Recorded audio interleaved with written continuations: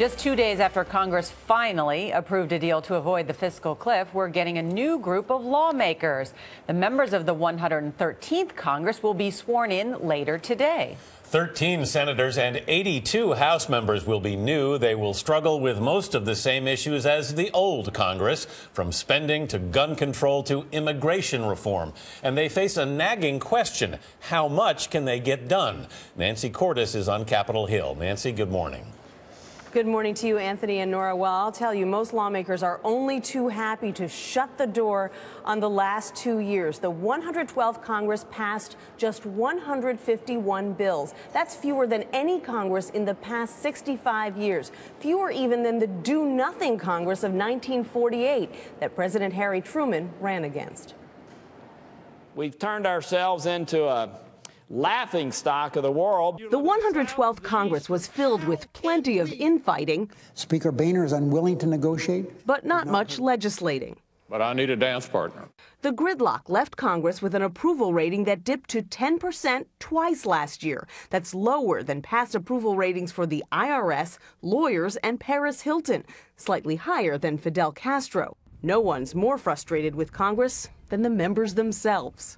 They tell me this is the least productive Congress in the history of the nation.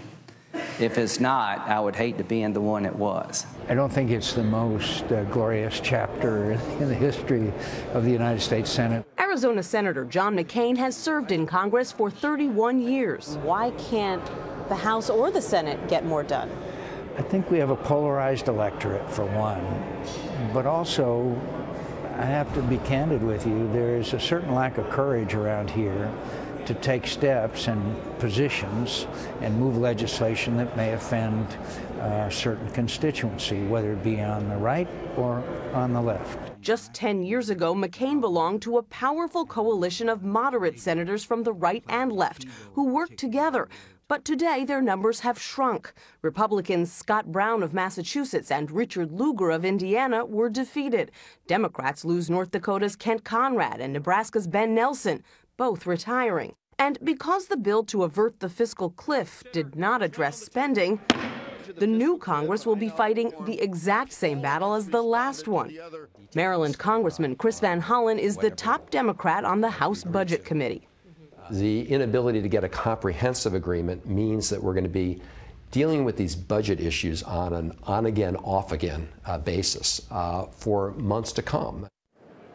And that means there are a couple more cliffs coming. This new Congress is going to have to vote sometime in the next couple of months to raise the debt ceiling. And the truth, Anthony and Nora, is that this fiscal cliff was relatively simple to solve. If Congress had so much trouble with that, how are they going to tackle more difficult issues that they say they want to work on, like immigration and tax reform? Good question. Nancy Cordes. Thanks, Nancy.